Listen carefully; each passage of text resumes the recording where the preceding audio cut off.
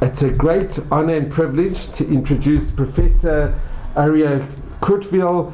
We're here in your beautiful home in Beit-Vegan. And Prof, you originally were born and your family came from Denmark. Yes. So it would be very, very special if you could just speak a little about your roots, who your family were, and how you were saved. Okay. My father lived in Frankfurt am Main in Germany, and as a young man who learned at the teacher's seminar in Germany, he saw that there was an advertisement in the Jewish newspaper that in Copenhagen they were looking for a teacher for Limudei Kodesh. So he asked for the job and he got it, and he came to Denmark in 1929. And afterwards he married my mother, who came from Hamburg, and I was born in 1931. We were altogether 4 children. I was the older one. There were 2 girls and another brother. In 1940, April the 9th, the Germans occupied Denmark. I was 8 years old, and the occupation in the beginning was it was not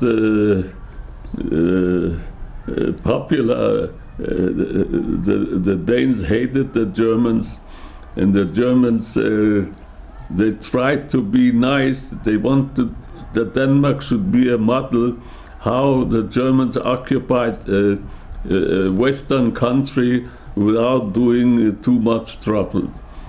But the underground made a lot of sabotage, and they want to kick out the Germans from Denmark.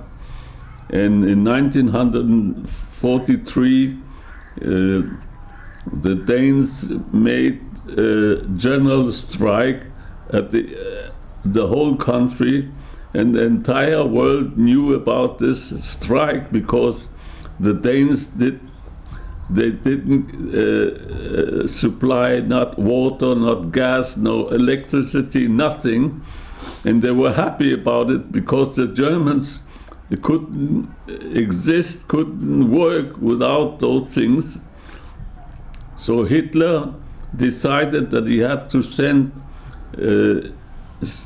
some SS corporals and generals which were far more aggressive than those who were there before, and they decided among all that finally they would take the Jewish population, 7,000 Jews, and bring them to concentration camp.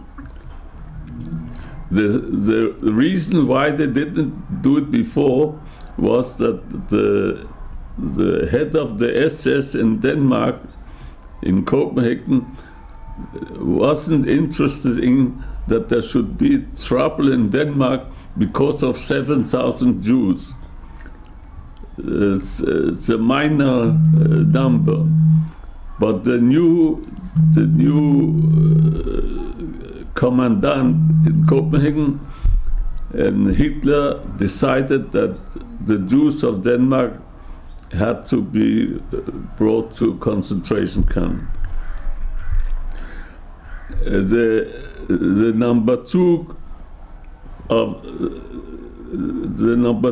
the commandants of the Germans in Denmark was the naval attaché, the German naval attaché.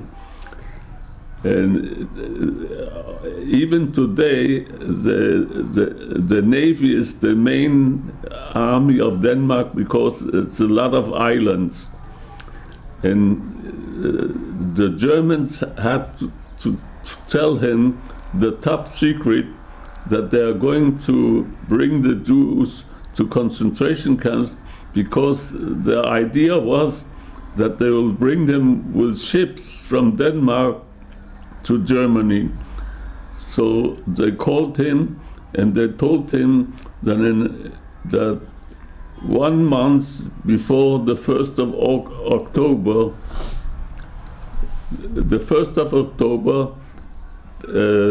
that was the Moitze Rosh Hashanah.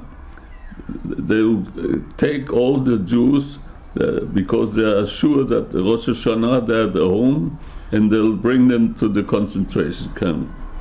But what they didn't know was that this man, even though he was the second rank of the SS in Denmark, he was a spy, and for the Western world, and he wanted to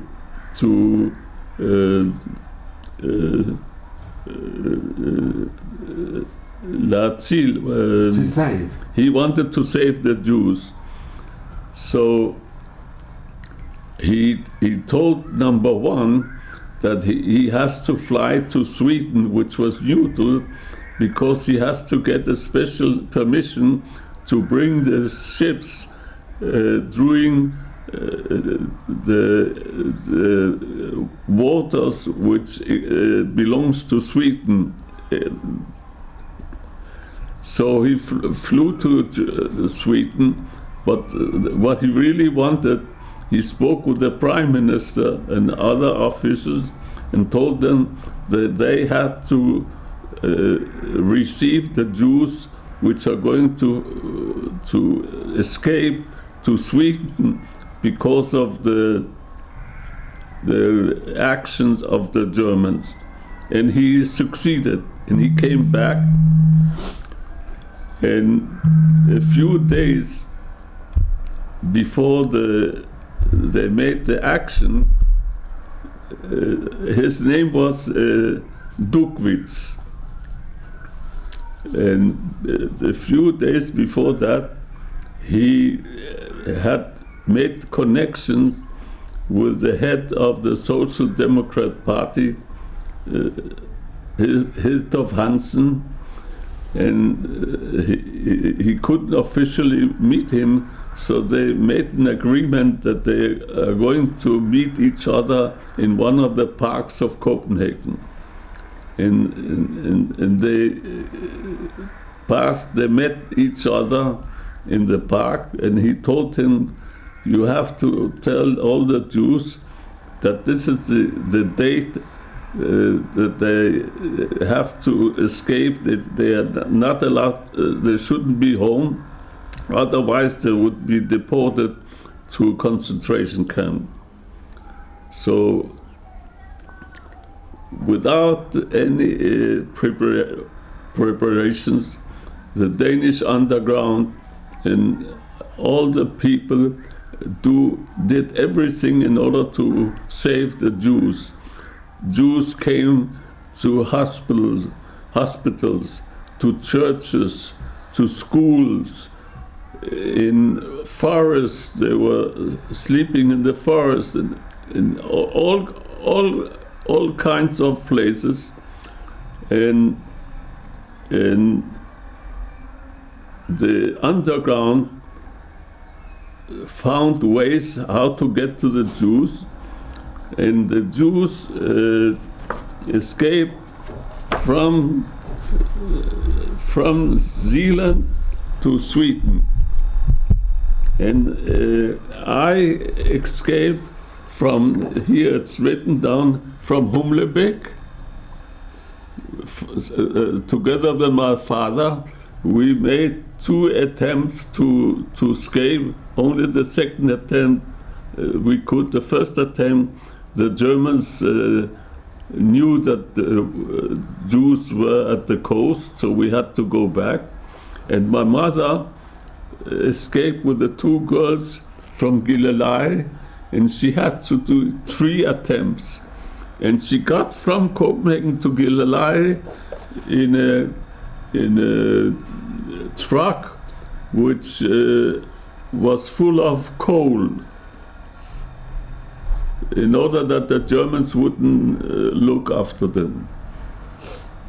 And so we went to Sweden in small fisher boats. We were under the nets. They had net to catch the fish, and we were under the net. And the boat could go very fast to Sweden, but it took hours and hours, because a fisher boat is not a ship which brings people. It has, when you're fishing, you're nearly standing on the place. And in order that the Germans shouldn't think that the fishermen are not fishing, so it took hours to make a small distance. And that's the way we got safe. And at the end, after the first month, when all the Jews from the 7,500 Jews were catched and were brought to concentration camp Theresienstadt, and from the 500 after the war, 450 got back, 50 died of hunger and all the bad things that were there. And about 6,500, 7,000 Jews were They were saved in Sweden, and the Swedish government built a camp especially for religious Jews. There were very few religious, but about 50 families. I was also in that camp. The camp was in the woods of northern Sweden, and after the war at May 1945, everybody went back and came back to Copenhagen, and it's unbelievable. Nearly all the departments in Denmark, you rent an apartment, they were all untouched. The municipality paid the monthly rent for the Jews, most of the Jews.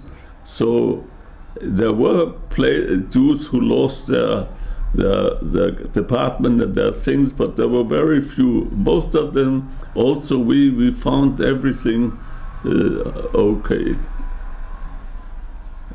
Wow. And can I ask, the King of Denmark, I think he set the example. He was the royal family of Denmark, the king. No, the king, there's a very famous and true story about the king. A few years ago, the diary of King Christian X were published, because it takes many years until you're allowed to publish a diary. In the diary, the King Christian X wrote that in 1942 he called upon the Prime Minister of Denmark, and he told him that he heard that the Germans are going to ask all the Jews to go with the yellow star. So he told the Prime Minister to tell the German commandant that the Danish king doesn't allow a Danish citizen to go with the yellow star. And if he doesn't agree with that, So the king will put out a command that the entire Danish people and the family of the Danish king all will go with the yellow star. And that's the reason that the only place in the world where the Germans occupied, the Jews didn't have to go with the yellow star. I never went with the yellow star, thanks to the Danish king. The Danish king also sent parcels, food parcels, to the Jews who were, the 500 Jews who were in the concentration camp in Germany. In Theresienstadt? In Theresienstadt. In Folke Bernadotte, he went with his white buses of the Red Cross, and he brought the Danish Jews back to Denmark and to Sweden before the end of the war. 2 or 3 months before that. And do you remember coming back to Denmark? Yes, I remember. I remember the flight when I escaped. I was 11 years old. And were you very frightened when you escaped? When you were going on the boats, were you very scared? Yeah, we didn't go like that. First of all, we was in a machbo. We were hidden. I was hidden under a floor in a dark basement in a house where nobody lived. It was a summer house. People would use it in the summer. And in October in Denmark is very cold, and the house was left over. And nobody knew that we were there because we got an order to be under the floor, so no neighbors saw that there are people in this house. And when we went out of this basement, to fly, we didn't walk. We had to crawl into the coast. And as I told you, the first time the Germans came, we fled back very fast. And you were with your father? Yes. And with my brother, which is the youngest, and he got it when we finally went. He got a vaccination because he was crying, and they want him to be quiet, that nobody should hear that. And Aryeh, can I just ask, growing up in Denmark, you were in Copenhagen? Yes. You never experienced anti-Semitism or anti-Jewish feeling? No, the Danes, I don't speak about today where there are hundreds and thousands of Arabs, but at that time the Danes were like the Jews. The Jews were a part of the nation. They didn't look at the Jews as Jews. They looked at them as Danes, which has a Jewish religion, or Dane, which is a Catholic religion, or Danes, which is a Protestant. But they didn't bother about that. And the Jews made a very big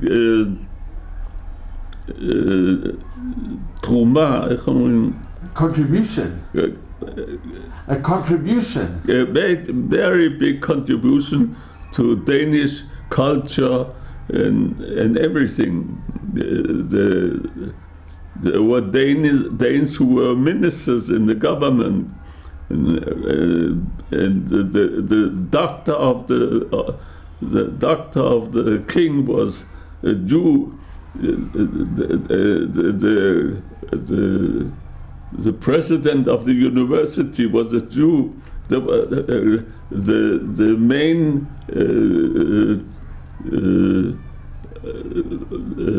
the head of the biggest newspaper was a Jew. So it didn't matter. And when you came back, you were welcomed by the Danes? Yes. Also, when the white buses came, they were also welcome. I think they bring flowers, and there were also many Danes who fled to Sweden. Danes who worked at the sabotage and underground. And when you came back, did you go back to school? Yes.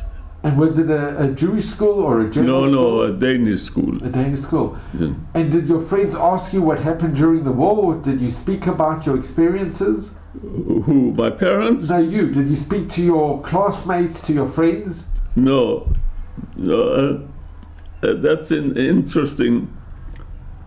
Only afterwards, many years afterwards, the whole thing got back.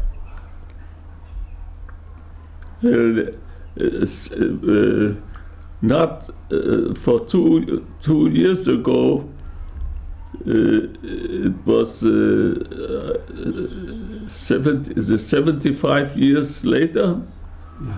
There was a very big ceremony in the great synagogue in Copenhagen, and the president of Israel, Ruby Rivlin, was there. The Prince of Denmark was there. The Prime Minister was there, and many ministers and people from the church. All were there. I went especially to Denmark, and afterwards the president, Ruby Rivlin, invited in his home. He commemorated the 75 years, and there were ministers from Denmark and other officials there. And how long did you live in Denmark after the war? No, when I was only a few years, when I was 15 years old, I went to America. I learned in the yeshiva of Telz in Cleveland, Ohio. And afterwards, I learned in Switzerland descriptive geometry, and I went to Israel, and I've been working for 57 years in the Bezalel Academy as a professor in descriptive geometry. And which university in Switzerland? Where did you learn in Switzerland? In Geneva. And Prof, can I ask, did you speak to your children about your experiences? To who? Your children, when they yes, were growing up? they are pushing that if they weren't pushing, I wouldn't speak about it. And what, can I just ask, what message do you give to your grandchildren or to the future generations? What message? The solution is very easy, and I proved it. Denmark is a terrific country. It's every time says that's the most popular country in the world to live in. But I left Denmark not because I don't like Denmark, but my experience is that a Jew has to live in Israel. That's his home, and not be a citizen, live in the Golan, and in the diaspora. לפי מצב רוח של הגויים, איך אומרים? You have to live with your own people. Yes. And you always remained firm, you always remained religious. Yes. And your even when you were in Sweden, your family remained... Yes, I told you I was in a religious camp. And your experiences when you went to Telz, the Rosh Yeshiva in Telz. Rabbi Meir Bloch. So they lost their families in Yes, Litauen. yes. I was very close to the Rosh Yeshiva, not because I was a big Talmid Chacham, but I think because I was from the Holocaust. So I really want to thank you so much. I'm just going to come in. This has been absolutely such a schut. The English is not so good. Your English is amazing. I'm just going to thank you for 1 second. So, Prof, I cannot thank you enough. From the bottom of my heart, I'm so grateful. I really am. And I've known you many years in our shul in Beit Vegan, in Beit Aryeh, but I'm extremely grateful to you. You should just have Mazel Brocha, all of Hashem's blessings at Mei V'Esrim. And you should have the same thing at Mei V'Esrim. Tadara Baraba. Thank you so much. Don't mention it.